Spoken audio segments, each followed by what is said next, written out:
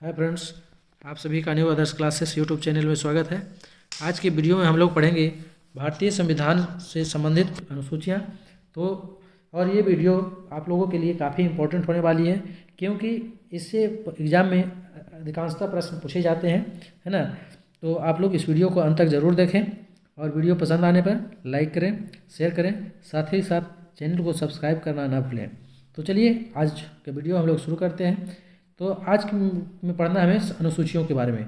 तो मैं बता दूं आपको कि मूल संविधान में 8 अनुसूचियाँ थी। मूल संविधान में कितनी अनुसूचियाँ थी? 8 अनुसूचियाँ थी। परंतु वर्तमान में कितनी अनुसूचियाँ हैं? वर्तमान में 12 अनुसूचियाँ हैं। मूल संविधान में कितनी अनुसूचियाँ थी? 8 अनुसूचियाँ थी। जबकि अभी वर्तमान संविधान में कितने अनुसूचियाँ हैं? 12 अनुसूचियाँ हैं। कालांतर में 9वीं अनुसूची, 10वीं अनुसूची, 11वीं और 12वीं अनुसूचियाँ जोड़ी गई है। तो चलिए हम लोग बारी बारी से सभी अनुसूचियों का अध्ययन करेंगे। पहली अनुसूची में किसका जिक्र किया गया है? पहली अनुसूची में जिक्र किया गया है राज्य व संघ राज्य क्षेत्र के बारे में, है ना। जैसे राज्यों के गठन के बारे में। दूसरी अनुसूची है भारतीय संघ के पदाधिकारियों को मिलने वाले वेतन, भत्ते, पेंशन आदि का उल्लेख किया गया है। तो इसमें देखना हमें यह है कि किन किन पदाधिकारियों को दूसरी अनुसूची के द्वारा वेतन, भत्ते, पेंशन आदि का लाभ मिलता है। तो हम लोग देखते हैं दूसरी अनुसूची में कि राष्ट्रपति हो गया, राज्यपाल, लोकसभा या राज्य विधानसभाओं के अध्यक्ष, उपाध्यक्ष, राज्य या राज्य विधान परिषदों के सभापति और उपसभापति, सर्वोच्च न्यायालय, उच्च न्यायालय के न्यायाधीश, भारत का नियंत्रक एवं महालेखा परीक्षक पदाधिकारियों के वेतन, भत्तों तथा पेंशन आदि से जुड़े प्रावधान हैं। उसके बाद हम लोग देखते हैं तीसरी अनुसूची। तीसरी अनुसूची में किसका वर्णन किया गया है? तीसरी अनुसूची में किसका जिक्र किया गया है? तो तीसरी अनुसूची में किया गया है भारतीय संघ के कुछ पदाधिकारियों की शपथ और प्रतिज्ञा का, है ना। जैसे संघ राज्य मंत्री, संसद राज्य विधानमंडल के सदस्य व चुनावों के प्रत्याशी, न्यायाधीश आदि द्वारा ली जाने वाली शपथों, प्रतिज्ञाओं की प्रारूप दिए गए हैं। उसी के बाद है हमारी चौथी अनुसूची। चौथी अनुसूची में किसका जिक्र किया गया है? तो चौथी अनुसूची में जिक्र किया गया है भारत के राज्यों तथा संघ राज्य क्षेत्रों जैसे कि दिल्ली व पुडुचेरी के राज्यसभा में प्रतिनिधित्व का विवरण, है ना। भारत के राज्यों और संघ राज्य क्षेत्रों दिल्ली व पुडुचेरी के राज्यसभा में प्रतिनिधित्व का विवरण। उसके बाद है पाँचवीं अनुसूची। तो पाँचवीं अनुसूची में क्या है? अनुसूचित क्षेत्रों तथा अनुसूचित जनजातियों के प्रशासन व नियंत्रण के बारे में उपबंध किया गया है। उसके बाद है छठी अनुसूची। छठी अनुसूची में असम, मेघालय, त्रिपुरा और मिजोरम राज्यों के जनजातीय क्षेत्रों की प्रशासन से संबंधित बंद किए गए हैं। उसके बाद है सातवीं अनुसूची। सातवीं अनुसूची में किसका वर्णन किया गया है? तो सातवीं अनुसूची में केंद्र व राज्यों के बीच शक्तियों का विभाजन किया गया है ना। इसमें 3 सूचियां हैं। कौन कौन है? संघ सूची, राज सूची और समवर्ती सूची। संघ सूची में प्रारंभ में 97 विषय थे, लेकिन अभी वर्तमान में 100 विषयों का उल्लेख है। दूसरा राज्य सूची। तो राज्य सूची में कुल कितने विषय थे? प्रारंभ में 66 विषय थे, वर्तमान में 61 विषय हैं। उसी प्रकार समवर्ती सूची में 47 विषय थे पहले, लेकिन अभी वर्तमान में 52 विषय हैं। अब संघ सूची का नियम कौन बनाता है? तो संघ सूची में जिसमें कि अभी 100 वर्तमान में 100 विषय है ना, 100 विषय है, उस पर कानून बनाने का अधिकार केवल संघ को है।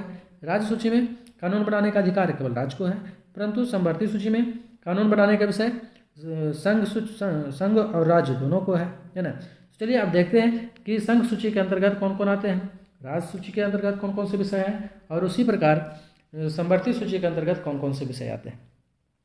तो पुलिस हो गया, लोक स्वास्थ्य और स्वच्छता, प्रति व्यक्ति कर, गैस, कृषि, रेलवे पुलिस, कारागार, पंचायती राज एवं भूमि सुधार राज्य सूची के विषय हैं। उसी प्रकार रेडियो और टेलीविज़न, शेयर बाजार, डाकघर, बचत बैंक, जनगणना, बैंकिंग, बीमा, रक्षा, रेलवे एवं निगम कर संघ सूची के विषय है। फिर देखते हैं हम लोग समवर्ती सूची में। तो आर्थिक योजना, आपराधिक मामले, जनसंख्या नियंत्रण और परिवार नियोजन, शिक्षा, वन, दंड प्रक्रिया, विवाह विच्छेद का मतलब तलाक, गोद लेना आदि समवर्ती सूची के विषय है। चलिए अब हम लोग चलते हैं 8वीं अनुसूची में। 8वीं अनुसूची में किसका वर्णन किया गया है? तो 8वीं अनुसूची में भारतीय संविधान द्वारा मान्यता प्राप्त 22 भाषाओं का उल्लेख है ना। 8वीं अनुसूची में किसका उल्लेख है? तो भारतीय संविधान द्वारा मान्यता प्राप्त 22 भाषाओं का उल्लेख है। मूलतः इसमें 14 भाषाएं थी, है ना। मूल संविधान में कितनी भाषाएं थी? 14 भाषाएं थी। उसके बाद वर्ष 1967 में सिंधी को 21वें संविधान संशोधन द्वारा जोड़ा गया। उसके बाद 1992 में कोंकणी, नेपाली तथा मणिपुरी को 71वें संविधान संशोधन द्वारा जोड़ा गया। उसी प्रकार वर्ष 2004 में संथाली, डोगरी, मैथिली तथा बोडो को 92वां संविधान संशोधन द्वारा 8वीं अनुसूची में शामिल किया गया है। अब आते हैं 9वीं अनुसूची, है ना। 9वीं अनुसूची में क्या है? तो इसमें भूमि सुधार व जमींदारी उन्मूलन से संबंधित अधिनियम, नियम, विनियम आदि जिन्हें न्यायिक पुनरावलोकन से बचाने के लिए इसमें शामिल किया गया था, है ना। तो सबसे पहले 9वीं अनुसूची की बात है तो हम लोग जानते हैं कि 9वीं अनुसूची जो है संविधान में कब आया, किस प्रकार आया? तो 9वीं अनुसूची जो है प्रथम संविधान संशोधन अधिनियम, है ना। भारतीय संविधान में प्रथम संविधान संशोधन अधिनियम 1951 के जरिए संविधान में 9वीं अनुसूची को जोड़ा गया तथा 9वीं अनुसूची में ही इसी में अनुच्छेद 31 क और 31 ख जोड़े गए, है ना। किस संविधान संशोधन द्वारा? तो पहला संविधान संशोधन के द्वारा संविधान में 9वीं अनुसूची जोड़ी गई। 9वीं अनुसूची जोड़ी गई। मूल संविधान में कितनी अनुसूचियाँ थी? तो 8 अनुसूचियाँ थी। बाद में इसे संविधान संशोधन के द्वारा 4 अन्य अनुसूचियाँ जोड़ा गया। 9वीं अनुसूची, 10वीं अनुसूची, 11वीं अनुसूची और 12वीं अनुसूची, जिसमें 9वीं अनुसूची को किस संविधान संशोधन के द्वारा जोड़ा गया था? प्रथम संविधान संशोधन अधिनियम 1951 के द्वारा। साथ ही इसमें अनुच्छेद 31 का और 31 ख जोड़े गए। संसद द्वारा विधि विशेष को 9वीं अनुसूची में रखा जा सकता था जिन्हें न्यायिक समीक्षा से बचाव दिया जाना आसित हो। वर्तमान में 9वीं अनुसूची में 284 विधियाँ शामिल की गई है। अनुच्छेद 31 ख यह कहता है कि 9वीं अनुसूची में उल्लिखित नियमों और विनियमों को इस आधार पर शून्य नहीं समझा जाएगा कि वे भाग 3 के किन्हीं उपबंधों और प्रदत्त अधिकारों में से किसी से असंगत है या उनको छीन लेते हैं या न्यून करते हैं, है ना। यानी कहने का मतलब है कि भारत की संसद किसी कानून विशेष को भारत के संविधान की 9वीं अनुसूची में डाल सकती है ना। उसके बाद वर्ष 2007 में सर्वोच्च न्यायालय ने IR कोएल्हो बनाम तमिलनाडु के उसके बाद हम लोग देखते हैं 8वीं अनुसूची। 8वीं अनुसूची में किसका उल्लेख किया गया है? तो 8वीं अनुसूची में इसके बाद हम लोग देखेंगे 10वीं अनुसूची। तो 10वीं अनुसूची में क्या है? 10वीं अनुसूची में है दल परिवर्तन के आधार पर निर्भरता के बारे में उपबंध। दल परिवर्तन के आधार पर निर्भरता के बारे में उपबंध। और इसका जो है 10वीं अनुसूची जो है 52वें संविधान संशोधन अधिनियम 1985 द्वारा संविधान में शामिल किया गया था। अब 11वीं अनुसूची। 11वीं अनुसूची पंचायतों के अधिकार, प्राधिकार तथा दायित्व आदि के बारे में उपबंध किया गया है। इसे 73वें संविधान संशोधन अधिनियम 1992 के द्वारा संविधान में शामिल किया गया। इस अनुसूची में पंचायती राज से संबंधित 29 विषय हैं। पंचायती राज से संबंधित कितने विषय हैं? 29 विषय हैं। उसके बाद 12वीं अनुसूची नगर पालिकाओं के अधिकार, प्राधिकार तथा दायित्व आदि। यह जो है 74वें संविधान संशोधन अधिनियम 1992 द्वारा संविधान में शामिल किया गया है। इसमें शहरी स्थानीय निकाय से संबंधित 18 विषय है। तो चलिए एक बार हम फिर से फोकस डालते हैं 9वीं अनुसूची पर, 10वीं अनुसूची पर, 11वीं अनुसूची पर और 12वीं अनुसूची पर। तो 9वीं अनुसूची को संविधान में कब शामिल किया गया था? तो 9वीं अनुसूची को संविधान में शामिल किया गया था प्रथम संविधान संशोधन अधिनियम किसका? 1951 द्वारा। प्रथम संविधान संशोधन अधिनियम 1951 द्वारा शामिल किया गया था किसको? 9वीं अनुसूची को।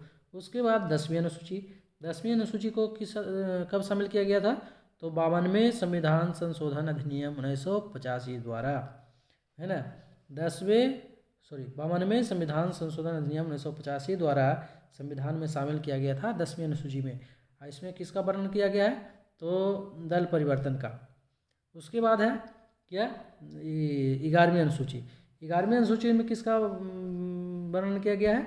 तो पंचायतों के अधिकार, प्राधिकार, दायित्व के बारे में उपबंध किया गया है। और इस किस संविधान संशोधन द्वारा जोड़ा गया है? तो 73वें संविधान संशोधन अधिनियम 1992 के द्वारा। जबकि 12वीं अनुसूची को 1974 ये संविधान संशोधन अधिनियम 1992 द्वारा संविधान में शामिल किया गया है। तो चलिए अब इससे संबंधित हम कुछ प्रश्न को देखते हैं। तो इससे संबंधित प्रश्न है पहला, भारत के मूल संविधान में कुल कितनी अनुसूचियाँ थी? तो हम लोग जानते हैं कि भारत के मूल संविधान में कितनी अनुसूचियाँ थी? 8, और वर्तमान में कितना है? 12। उसके बाद है भारतीय संघ में नए राज्य के गठन का प्रावधान किस अनुसूची में किया गया है? तो वो है प्रथम अनुसूची में किया गया है। भारतीय संविधान की प्रथम अनुसूची राज्य के नाम तथा उसके राज्य क्षेत्र का विवरण प्रदान करती है। उसी प्रकार अगला प्रश्न है भारतीय संविधान में 9वीं अनुसूची को किस संविधान संशोधन के माध्यम से जोड़ा गया था? तो किस संविधान संशोधन के माध्यम से जोड़ा गया था? प्रथम संविधान संशोधन अधिनियम 1951 के द्वारा। चलिए अगला देखते हैं, भारत के संविधान की किस अनुसूची में विभिन्न राज्यों में अनुसूचित क्षेत्रों के प्रशासन और नियंत्रण के लिए विशेष उपबंध किए गए हैं? तो ये है 5वीं अनुसूची में। चलिए अगला प्रश्न देखते हैं, सरकारों द्वारा शुल्क एवं कर लगाने का अधिकार संविधान के किस अनुसूची में उल्लिखित है? 7वीं अनुसूची में, है ना।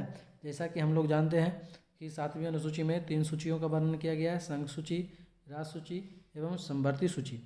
चलिए अगला प्रश्न देखते हैं, राज्य भूमि सुधार अधिनियम को संवैधानिक सुरक्षा प्रदान करने हेतु इसे किस अनुसूची में सम्मिलित किया गया है? तो 9वीं अनुसूची में किया गया है। अब है 10वीं अनुसूची में 52वें संविधान संशोधन 1985 द्वारा संविधान में जोड़ा गया था तथा 91वें संविधान संशोधन अधिनियम 2003 द्वारा इसमें संशोधन किया गया। इसे दल बदल विरोधी कानून भी कहा जाता है। अंग्रेजी जो कि भारत में बोली जाने वाली एक प्रमुख भाषा है, परंतु इसे संविधान की 8वीं अनुसूची में शामिल नहीं किया गया है। तो चलिए आज की वीडियो में बस इतना ही। वीडियो पसंद आया हो तो लाइक करें, शेयर करें, साथ ही साथ चैनल को सब्सक्राइब करें। वीडियो देखने के लिए धन्यवाद।